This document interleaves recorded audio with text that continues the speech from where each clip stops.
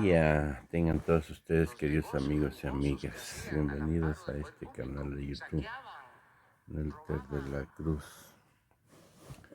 Por ahí no se les olvide darnos su like, que abajo de la campanita suscríbanse, escúchenle, gracias, échenos la mano, por favor. Lleguemos a más redes, más suscriptores. Pues ahora viene.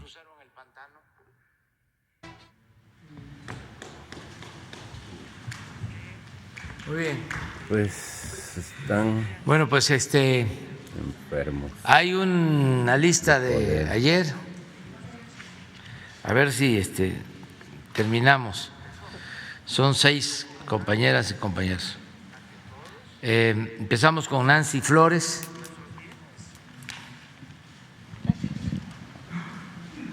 Buenos días, presidente. Nancy Flores, de la revista Contralínea, y buenos días también a todos sus invitados. Presidente, en la revista Contralínea, un equipo de reporteros empezamos a publicar una investigación acerca de la triangulación de recursos públicos para el fondeo de esta plataforma Latinus. Esto se hace a través de 9 empresas dedicadas al sector salud precisamente.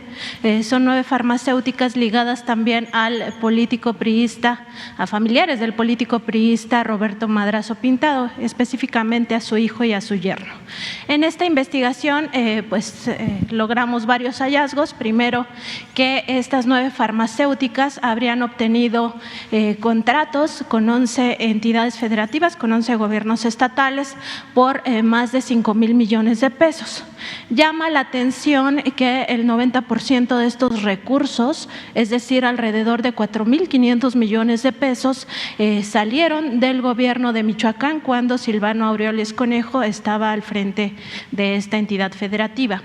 En ese sentido, ya sabemos que este perredista salió del país por todas las investigaciones que se están llevando a cabo por presuntas defraudaciones durante su administración. Y lo que encontramos es que este recurso se obtuvo, estos contratos se obtuvieron la mayoría por adjudicación directa, y además corresponden a este periodo de 2018 a 2022.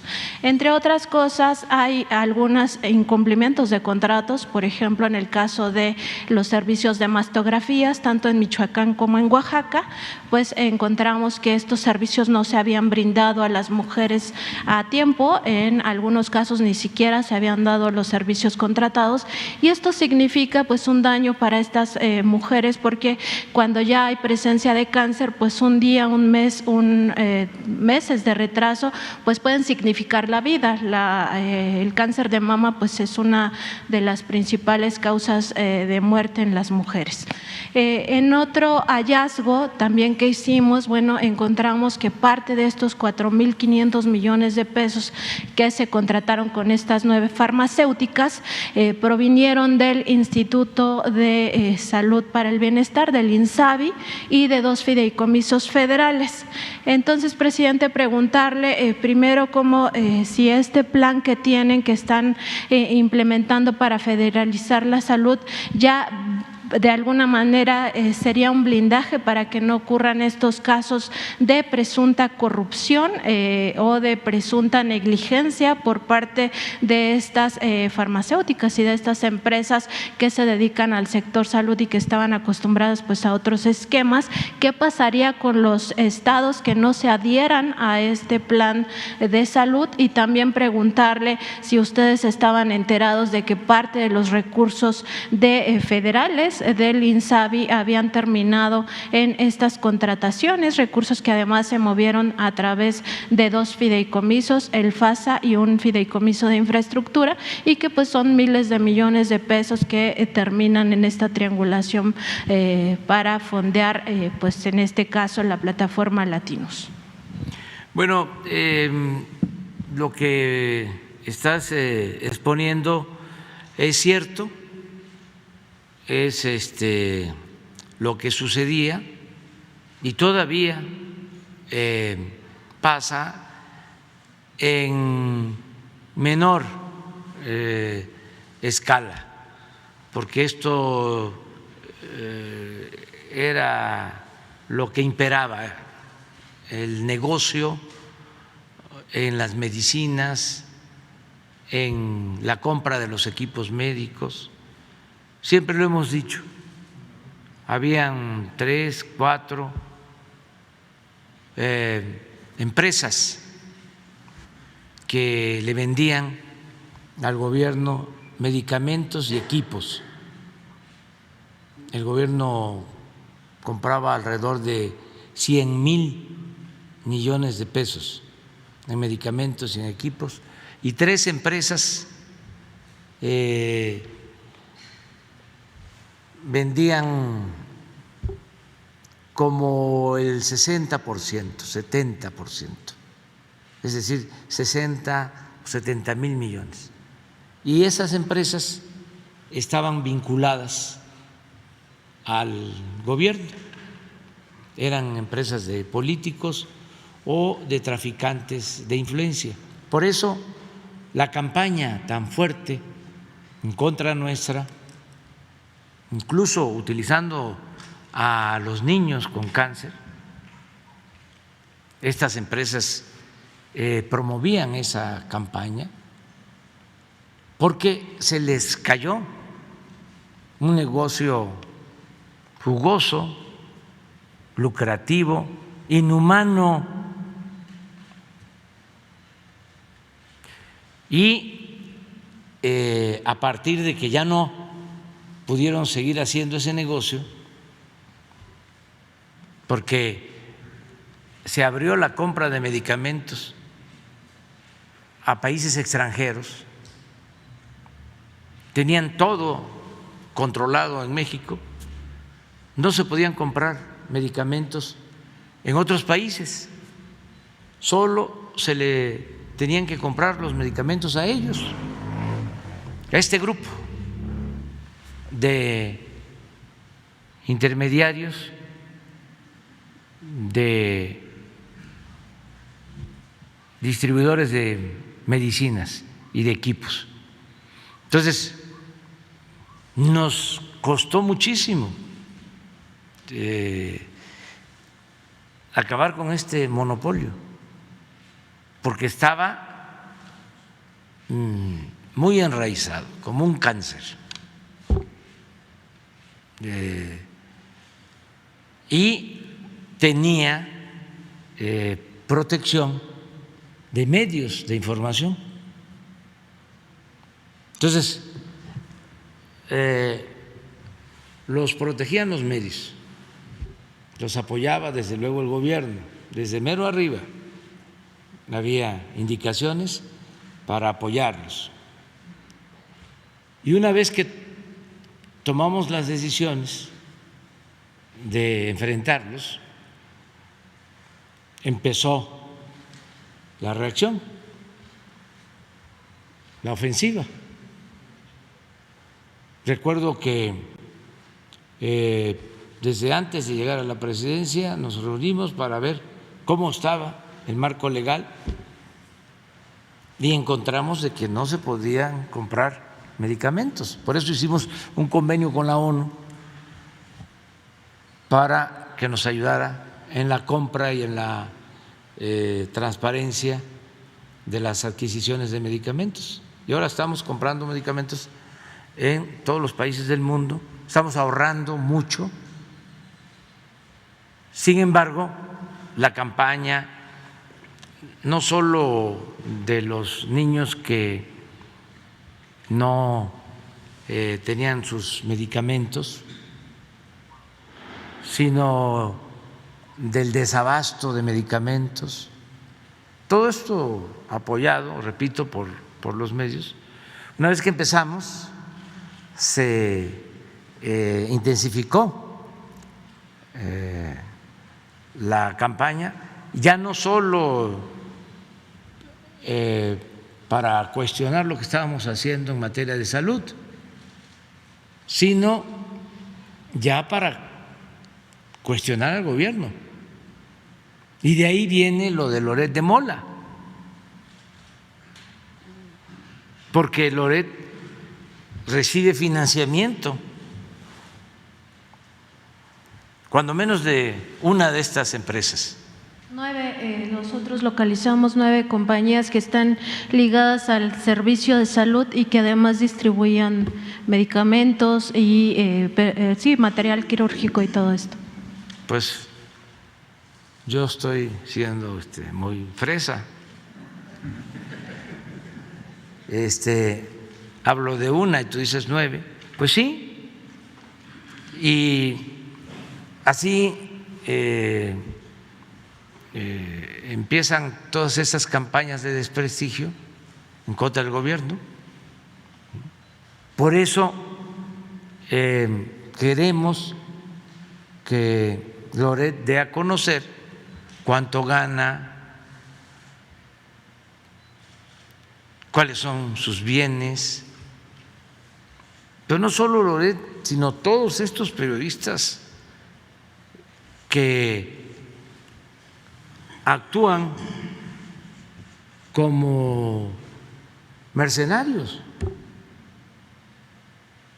que se dedican a golpear para defender a grupos de intereses creados, para defender la corrupción. Son defensores de la corrupción. Por eso cuando hablan de Claudio X González y su equipo, yo no digo que son mexicanos en defensa de para combatir la corrupción. Son mexicanos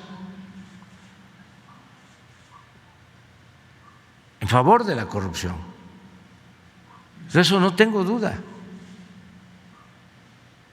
Y manejan muchísimo dinero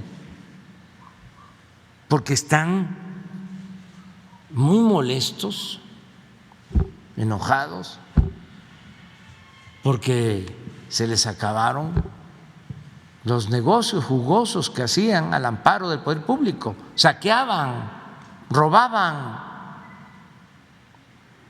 con la complicidad de la mayoría de los medios de información, con honrosas excepciones para no generalizar. Por eso los periodistas honestos, con ética, se deben de sentir muy orgullosos. Cruzaron el pantano y no se mancharon. Y no era fácil, porque durante todo el periodo neoliberal era entregar subvención para silenciar a los medios con la máxima de obedecer y callar, aplaudir y callar. Y hubieron los que resistieron, que no cayeron en la tentación. Esos merecen todo nuestro respeto. Pero otros se volvieron inmensamente ricos, mansiones, departamentos en el extranjero, hasta yates, periodistas que recibían y siguen recibiendo dinero para defender al régimen de corrupción, de injusticias, de privilegios. Por eso sigo convocando a que todos demos a conocer nuestros bienes. Yo tengo menos bienes que esos periodistas. Si comparo lo que tengo con la gente más humilde, soy un potentado. Pero si comparo lo que tengo con lo que poseen algunos periodistas, pues soy pobre, porque es increíble lo que tienen. Y no estoy hablando de las empresas. Ahí sí soy del grupo que más quiero, el de los de pobreza extrema, en comparación con los machuchones, ¿no? Aunque no todo el que tiene es malvado. Hay gente que ha hecho su patrimonio con esfuerzo y trabajo y de conformidad con la ley y merece respeto. Y el empresario que invierte y corre riesgos y genera empleos merece respeto. Nosotros estamos en contra de la riqueza malavida, del influyentismo, de la corrupción, de este tipo de cosas. Antes, no solo estos periodistas famosos, los corruptos en general no perdían ni siquiera su respetabilidad, hasta se les ponía de ejemplo. En algunos casos se le decía a los hijos: estudia para que cuando seas grande seas como don fulano, un reverendo ladrón. El cambio ahora es no permitir eso, estigmatizar la corrupción. Nada de que es delincuente solo el que se roba una bolsa, una cartera, el que se roba un cilindro de gas, el que se roba la ropa que quedó tendida en el patio, el que se roba un pavo, una gallina. Así era antes, ratero. Y los delincuentes de cuello blanco, los grandes ladrones, repito, ni siquiera perdían su respetabilidad. ¿Y cuánto daño le han hecho al país? Entonces, por eso hay que seguir insistiendo. Y no me enoja de que nos ataquen. Tengo un escudo protector, mi autoridad moral, y eso me da autoridad política. Y por eso los puedo enfrentar. Si no, ya me hubiesen hecho papilla o minilla de peje. Presidente, en este caso también el tema es que, dos contratos se incumplieron, uno de ellos precisamente en Michoacán, que tiene que ver con esta empresa Movimedical, SADCB. En ese caso se había contratado un convoy de mastografías y no dieron el servicio, y en el caso de Oaxaca, pues incluso la Auditoría Superior de la Federación reportó ya un daño patrimonial por 16 millones de pesos, porque tampoco se dieron los servicios de mastografías a las personas que debían de obtener este estudio médico. Y en el caso de Michoacán, ese contrato era por 400 millones de pesos. Entonces, preguntarle si basta con esta federalización del sistema sanitario para que se evite que en el futuro los gobiernos caigan en este mismo digamos, pues contubernio o posibles hechos de corrupción, y qué va a pasar con los estados que no se adhieran a este sistema de federalización.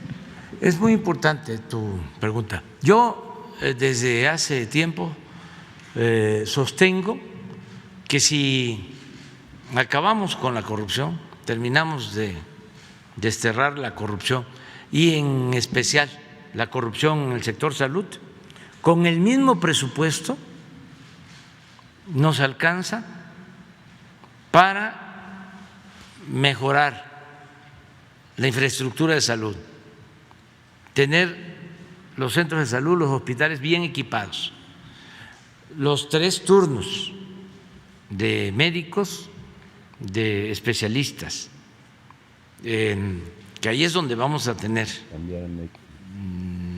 más problemas, porque estos tecnócratas irresponsables y corruptos abandonaron la educación pública y no tenemos los médicos que requiere el país. Y el déficit mayor está en los especialistas, pero estamos buscando la forma de que no falten los médicos, los especialistas, y vamos a tener todas las medicinas.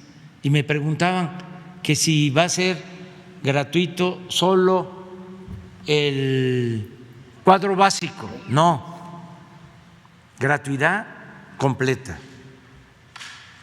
en medicinas, en estudio, en todo lo que tiene que ver con la salud, garantizar el derecho a la salud. Entonces, si no hay corrupción, alcanza el presupuesto. Ya tenemos además los recursos para este plan. Claro, estamos hablando con los gobiernos estatales y ya la mayoría ha aceptado la federalización, porque esto significa que esos 2 fideicomisos a los que haces mención se mantengan, pero el recurso se traslade para el financiamiento del plan de salud. O sea, tendríamos que llevar a cabo una modificación a la Ley de Coordinación Fiscal, y como vemos que eso no se va a hacer pronto y puede obstaculizarse su trámite por nuestros adversarios que están en el no a todo. Entonces, sin necesidad de esa reforma a la Ley de Coordinación Fiscal, solo con un convenio que firmen los gobiernos estatales, en donde esos recursos los van a transferir al Fondo para el Financiamiento del Plan Nacional de Salud, con eso basta. Lo que ya aceptó el gobernador de Nayarit y otros gobernadores, pero me dio mucho gusto que el doctor Miguel Ángel Navarro fue el primero en decir: yo participo en la federalización de la salud, porque esto va a significar un mejor servicio de salud para el pueblo de Nayarit, y así va a ser en todos los casos. Y si hacen falta recursos, los tenemos, no va a haber ningún problema. Ahora, nada por la fuerza, todo por la razón y el derecho. Es voluntario, lo mencionó en su exposición Zoé.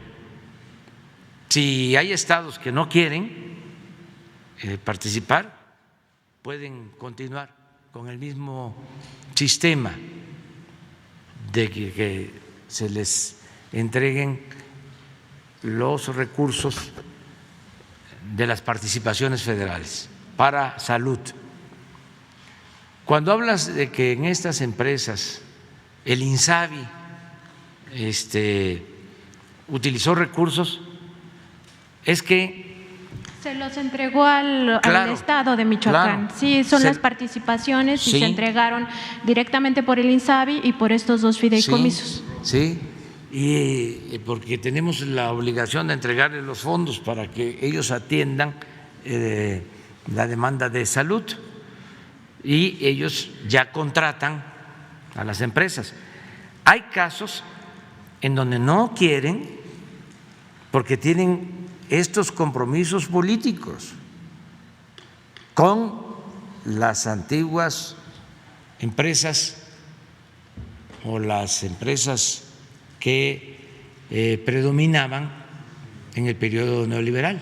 Entonces quieren seguir comprándoles a las mismas empresas y tienen pues acuerdos, hay componendas, pero en la medida de que va a ir federalizándose el sistema de salud, nos vamos a ir dando cuenta quiénes no van a participar y ya los ciudadanos de esos estados estoy seguro que van a pedir cuentas, que informen quién está vendiendo los medicamentos, a quién le compran los equipos.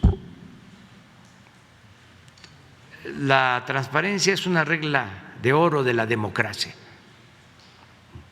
Entonces imagínense que el presupuesto de salud o una parte del presupuesto de salud se utiliza para publicidad y para pagarle a Loret de Mola y a otros. Claro que está mal eso, y ojalá y Loret aclare de dónde obtienen los fondos. Ya ustedes, por lo que estás expresando, ya hicieron la investigación, pero sería bueno que ellos aclararan, que dijeran cómo tienen financiamiento y lo mismo, cuánto ganan, porque el periodismo en el periodo neoliberal se convirtió en una de las empresas más lucrativas de México. Y eso debe tener molestísimo a Daniel Cabrera y a los hermanos Flores Magón y a Filomeno Mata y a todos los periodistas que arriesgaron su vida para luchar por la justicia, por la libertad, por la democracia, por la defensa de la soberanía. Ahora que los diputados de Europa hacen este cuestionamiento, ¿no?, injerencista, son esos mismos periodistas famosos los que se lanzan en contra de nosotros. Ya nada más voy a terminar con una foto. ¿Ya? No, ¿Todavía? Ah, bueno.